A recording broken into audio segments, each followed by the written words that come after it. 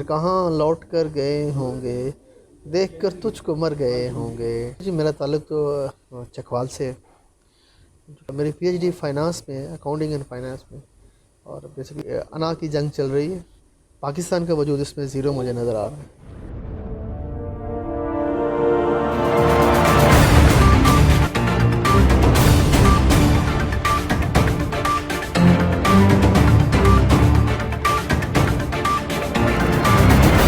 بسم اللہ الرحمن الرحیم۔ سی بی این چینل سے محمد عاصم خان آپ کو خوش آمدید کہتا ہے۔ آج ہمارے مہمان ہیں ملک کی معروف شخصیت جناب ڈاکٹر کاشف اعوان صاحب۔ السلام علیکم ڈاکٹر صاحب۔ وعلیکم السلام۔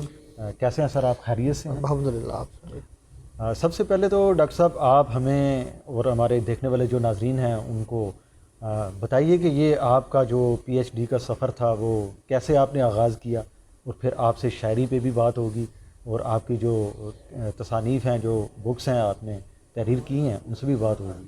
تو سب سے پہلے اپنا آپ یہ تعارف کروائیے کہ آپ کا تعلق کہاں سے ہے اور کیسے تعلیم حاصل کی اور کیسے آپ آگے آئے؟ جی بیسیکلی جی میرا تعلق تو چکوال سے ہے، کیونکہ آبائی علاقہ ہمارا چکوال ہے۔ اسکولنگ میری فیصل آباد میں ہوئی، ایف ایس سی میں نے فیصل آباد سے کی تھی، F S C pre medical.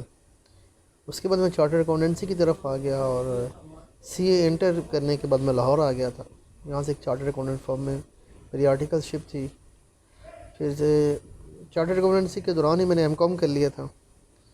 اس کے بعد میرا ایم فل ریفا انٹرنیشنل اسلام آباد سے ہے، اور میری پی ایچ ڈی فائنانس میں ہے، اکاؤنٹنگ اینڈ فائنانس میں، اور بیسیکلی میرا تھیسس پیورلی اکاؤنٹنگ میں ہے۔ ویلفیئر اکاؤنٹنگ ایک شعبہ ہے جس میں میرا ریسرچ پیپر تھا، اور یہ میری پی ایچ ڈی ملائیشیا سے ہے۔ اس کے دوران میں نے ایم فل اردو بھی کر لی ہے، ایم فل اردو لٹریچر میں۔ یہ میرا شوقیہ ایم فل تھا، ایم اے اردو میں نے علامہ اقبال اوپن سے کیا تھا، پھر میں نے ایم فل اردو لٹریچر کر لیا۔ اب میرا ارادہ ہے کہ میں اردو لٹریچر میں بھی پی ایچ ڈی کروں۔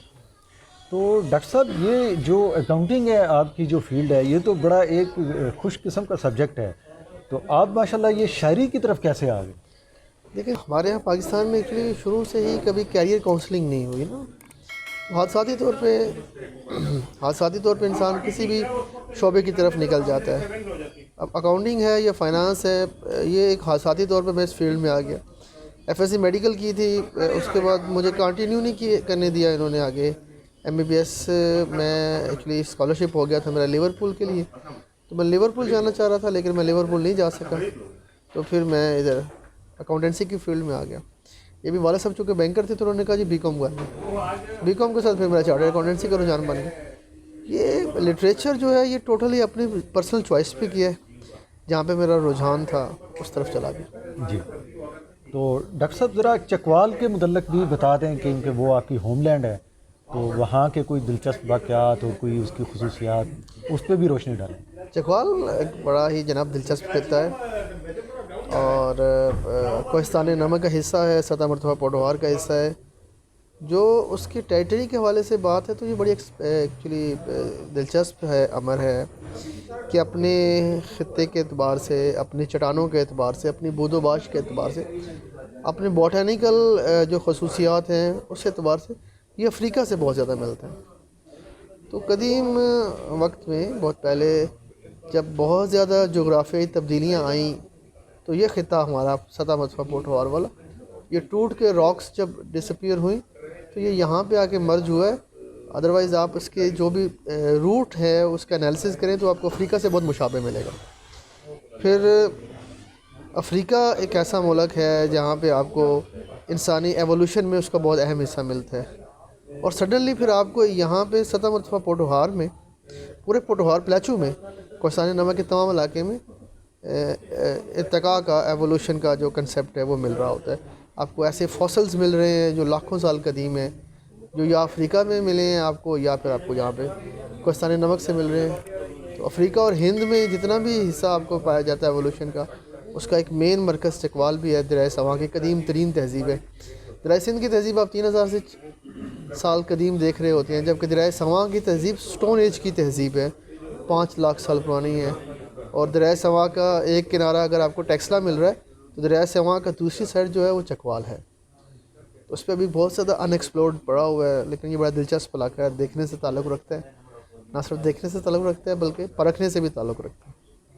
تو آپ ہمارے ناظرین کو بتائیں کہ آپ کے کون سے ایسے جو مجموعات ہیں شاعری کے، اور کچھ ہمیں اپنے پسندیدہ جو اشعار ہیں، جو آپ کے منتخب اشعار ہیں، وہ بھی ہمارے ناظرین کی نظر کریں۔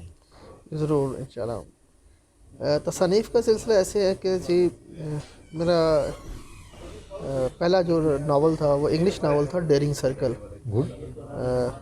وہ 2006 میں پبلش ہوا، اس کے بعد 2009 میں نیوزی لینڈ سے پبلش ہوا، اور اس کو پھر 2008 کے 5 بہترین کامک ناول میں بھی چنا گیا۔ پھر اسی دوران میری انگلش پوئمس تھیں وین یو ڈیئر ٹو لو می، وہ پبلش ہوئیں۔ پھر اس کے بعد کچھ 2008-9 کے فائنینشیل میلٹ ڈاؤن کے اوپر عالمی کے ساتھ بازاری کی کہانی، یہ میرا اقتصادیات کا ٹاپک تھا۔ پھر ریسنٹلی اطلاف ایک نثری نظموں کا مجموعہ ہے، وہ پبلش ہوا ہے۔ اس دوران سانج پبلیکیشن سے ہماری ایک کتاب پبلش ہوئی ہے، چین شناسی، نمل یونیورسٹی میں موجود کنفیوشس سینٹر کے تعاون سے۔ بیسیکلی چین کی ترقی کو سمجھنے کے لیے اردو زبان میں پہلی کاوش تھی، اس کا ایک چیپٹر میں نے لکھا ہے بیلٹ اینڈ روڈ انیشیٹو کے اوپر، جو آپ کا سی پیک بن رہا ہے، اس کے علاوہ جو پوری دنیا کو ہم ایک خطے سے ایک روڈ کے ذریعے جوڑ رہے ہیں، یہ جو منصوبہ ہے اس کے اوپر میری ریسرچ پیپر ہے، اس کا میرا پورا چیپٹر شامل ہے، اور ابھی ایک ناول میرا پبلشنگ میں ہے، تو یہ ایک سلسلہ چل رہا ہے۔ ڈاکٹر صاحب آپ ہمیں یہ بتائیں کہ جو چکوال تو ایک مطلب ایسا خطہ ہے، بڑا زرخیز خطہ ہے، اور اس سے بڑی بڑی شخصیات نے وہاں سے جنم لیا ہے، تو اس کے حوالے سے ہمیں کوئی تھوڑا سا بتائیں کہ کون کون سی ایسی بڑی شخصیات کا چکوال سے تعلق ہے؟ بہت سی شخصیات ایسی ہیں جہاں سے آپ کو جس کے روٹس چکوال سے ملتے ہیں۔ اگر آپ اردو لٹریچر کی بات کرتے ہیں تو اردو زبان کا جو پہلا دیوان ہے شاہ مراد صاحب کا، شاہ مراد خان پوری، وہ چکوال سے تعلق رکھتے ہیں۔ شاہ مراد کی زبان ایک ایسی زبان ہے جس کے تمام ٹریکس جو ہیں وہ آپ کو کوہستان نمک کے چکوال کے علاقے سے ملتے ہیں، پھر ان کا مزار وہاں موجود ہے۔ ولی دکنی کے بارے میں کہا جاتا ہے کہ جو وہ پہلا صاحب دیوان شاعر ہے، لیکن ولی دکنی سے پہلے شاہ مراد خانپور والے وہ پہلے بڑے صاحب کلیات شاعر ہوئے ہیں چکوال سے، تو جس کو بہت کم ویٹیج دی گئی۔ اب موجودہ تحقیقات کے بعد شاہ مراد کا نام لیا جا رہا ہے، اور یہ بڑی خوش آئند بات ہے، یہ چکوال سے تعلق رکھتے تھے۔ جرنیلز تو بے انتہا چکوال سے نکلے ہیں، اس کو مارشل ریسز کہا جاتا ہے، لیکن میں اس کے علاوہ ایتھلیٹس کی بات کرتا ہوں تو میں ایک نام ضرور لیتا ہوں، صوبیدار عبدالخالق پرندہ کا۔ بہت بڑا نام تھا ایتھلیٹکس کی دنیا میں، 100 میٹر اور 200 میٹر میں اسے ایشین برڈ کا ٹائٹل دیا گیا، اور 1956 کے منیلا اولمپکس میں اس نے اس ٹائم کا فاسٹسٹ 100 میٹر کا ورلڈ ریکارڈ توڑا تھا، جس کو اب آ کر یوسین بولٹ نے بہتر کیا۔ وہ آپ کے 39 انٹرنیشنل میڈلز کے ساتھ ایک بہت بڑا نام ہے، وہ چکوال کے گاؤں جنڈ امان سے تعلق رکھتے تھے۔ ڈاکٹر صاحب آپ ماشاءاللہ خود ایک پی ایچ ڈی اسکالر ہیں، تو کیا پاکستان کے اندر پی ایچ ڈی جو تعلیم ہے اس کا معیار کے متعلق آپ کیا سمجھتے ہیں کہ حالات سازگار ہیں، اور حکومت سے آپ کیا توقعات رکھتے ہیں کہ ریاست اس میں کیا بہتری پیدا کر سکتی ہے؟ پی ایچ ڈی ہے بیسیکلی وہ ایک تحقیقی ایک ڈگری کا نام ہے۔ آپ نے ایک تحقیق کرنی ہے، آپ نے ایک نیا ریسرچ نکالنا، ایک نیا تھیسس دینا ہے، ایک نیا تھیسس ڈیولپ کرنا ہے، اور اس کو پھر آپ نے پروو کرنا ہے۔ تھیسس ڈزنٹ مین دیٹ کہ آپ کے 10-12 پیجز لکھے ہوئے، یہ 20-25 پیجز لکھے ہوئے، وہ ایک اسکول آف تھاٹ کو، ایک تھیوری کو ظاہر کرتے ہیں۔ پاکستان میں انفارچونیٹلی جو پی ایچ ڈی کا کلچر ہے وہ صرف ڈگری کا کلچر ہے، یہاں پہ تحقیق کی طرف رجحان نہیں ہے۔ آپ کو کوئی اچھی یونیورسٹی ایسی نہیں ملتی جو تحقیق کر رہی ہو، آپ کے پاس 2 نام یا تیسرا نام، تیسرے نمبر پہ آپ 2 یونیورسٹیز لے لیتے ہیں۔ پہلے نمبر پہ میں قائد اعظم یونیورسٹی دیکھتا ہوں، تحقیق ہو رہی ہے۔ جامعہ زرعیہ فیصل آباد ایگریکلچر یونیورسٹی میں کچھ تحقیق ہے۔ پھر آپ جامعہ کراچی اور پنجاب یونیورسٹی، جامعہ لاہور، یہ دیکھ لیں، یہاں آپ کو کچھ تحقیق مل رہی ہے، اس کے علاوہ آپ کو تحقیق نہیں مل رہی۔ اور دوسری طرف آپ حیرت انگیز طور پہ یہ دیکھتے ہیں کہ ملک میں جو پی ایچ ڈیز کا ایک فلیٹ تیار ہو رہا ہے، پی ایچ ڈی ڈاکٹرز جو آ رہے ہیں، اس میں ان چاروں یونیورسٹیز کی جو تعداد ہے وہ بہت کم ہے۔ آپ کی چھوٹی یونیورسٹیز، پرائیویٹ سیکٹر کی یونیورسٹیز بہت تیزی کے ساتھ پی ایچ ڈیز آپ کو پروڈیوس کر کے دے رہی ہے، لیکن ان کے جرنلز اس لیول کے نہیں ہیں، ان کے یہاں کوئی تحقیقی مواد اس لیول کا پبلش نہیں ہو رہا، جو کہ میرا خیال ہے ایک بڑی ہی الارمنگ سچویشن ہے۔ اور بڑی ہی خطرناک چیز ہے، اور یہ ہمارا سب سے بڑا فقدان ہے جی پی ایچ ڈی کی تعلیم کے سلسلے میں۔ تو ڈاکٹر صاحب، ملک کی جو سیاست ہے اس کے متعلق آپ کے کیا خیالات ہیں؟ اس کو آپ کس نظر سے دیکھتے ہیں؟ سیاست کو پہ بات کرنے کے لیے کسی چیز کا وجود ہونا ضروری ہے۔ میں نہیں سمجھتا کہ کرنٹلی سیاست کا کوئی وجود، انا کی جنگ چل رہی ہے، پاکستان کا وجود اس میں زیرو مجھے نظر آ رہا ہے۔ جی، تو ویڈیو کے آخر میں ہم ڈاکٹر صاحب سے ریکویسٹ کریں گے کہ وہ اپنے کچھ اشعار ہمارے ناظرین کی پیش نظر کریں۔ اچھا ضرور۔ گھر کہاں لوٹ کر گئے ہوں گے، گھر کہاں لوٹ کر گئے ہوں گے، دیکھ کر تجھ کو مر گئے ہوں گے، اور سلجھی ہیں الجھنیں دل کی، سلجھی ہیں الجھنیں دل کی، ان کے گیسو سنور گئے ہوں گے۔ ماشاء اللہ۔ جی، ہمارے مہمان تھے جناب ڈاکٹر کاشف اعوان صاحب۔